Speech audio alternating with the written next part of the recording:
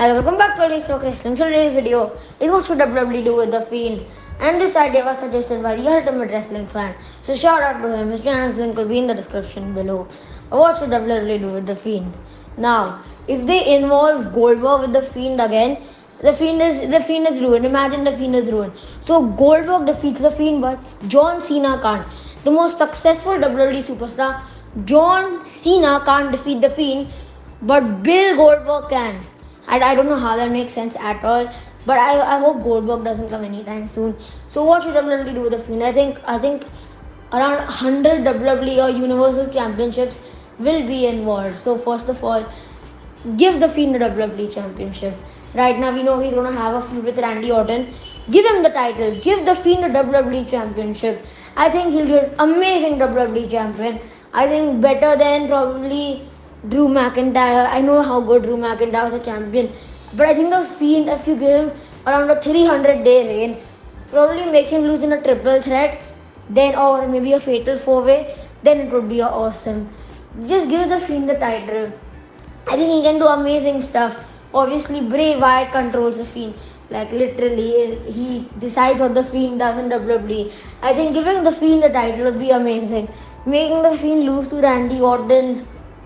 I mean, you can push Drew McIntyre, but Randy Orton, you can't push him. You can't have the Fiend lose to Randy Orton. So having the Fiend win the WWE Championship could be the first step. Now after the Fiend holds the title for around 300 days, probably loses it in a triple threat or fatal 4-way at TLC or maybe Royal Rumble, WrestleMania, any of those events, probably Super Showdown, Crown Jewel, any of those events. He probably loses it in one of those events in a fatal 4-way. Then he doesn't come for a while. We see some Funhouse episodes. He's coming stuff. Then I say you get the Fiend involved in the women's division. You have Alexa Bliss winning the SmackDown or Raw Women's Championship.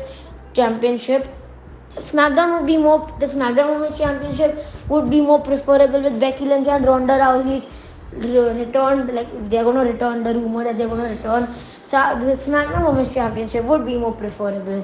You have her win the title. The Fiend helps her win the title, giving her sister Abigail to Sasha Banks, Lacey Evans is on Raw, sorry. But Natalia, whoever is the SmackDown Women's Champion at then, like after a year or so. And then you have the Fiend giving her sister Abigail. Alexa Bliss giving her sister Abigail, winning the title. And the Fiend is involved in the women's division for a while, helping Alexa Bliss. Now we get to see some episodes where Bray Wyatt is lost. He doesn't have the Fiend's help anymore. And Bray Wyatt is just confused as what's happening in his head. And then we probably get to see Nikki Cross getting controlled by the Fiend. And we have many people getting controlled by the Fiend. And now Bray Wyatt was originally being controlled by the Fiend. Who is the Fiend is lost. He doesn't know who the Fiend is anymore. He doesn't have the Fiend inside him. Alexa Bliss has taken the Fiend. Now Bray Wyatt, he goes on a solo career. Has some feuds with Bray Wyatt himself. And then Alexa Bliss betrays the Fiend. Alexa Bliss, one of the matches, if the Fiend is going to help Alexa Bliss gives her sister Abigail to the Fiend himself, betrays the Fiend's trust. The Fiend gives a mandible claw to Alexa Bliss. And the Fiend is no more with Alexa Bliss. Alexa Bliss and Nikki Cross are back together. And they are no more. I know some people will be angry with this decision where they like Alexa Bliss with the Fiend. But I think Bray Wyatt and the Fiend is the main story of the Fiend. You can't have just random people. You can say random people like Alexa Bliss, Nikki Cross, Braun Strowman. Just come with the Fiend. We forget about Bray Wyatt and the main character of the Fiend. So now we have Bray Wyatt back with the Fiend, back on track with the Fiend. As heel's face, we don't know, neutral I would say. Then he wins another Universal Championship. The Fiend, not the Fiend, but Bray Wyatt himself, the Funhouse Bray, wins the championship and shows how strong he is. Then, now this is where the twist comes.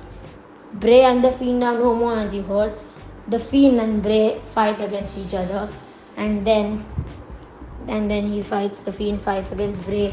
Then the Fiend holds the title up high.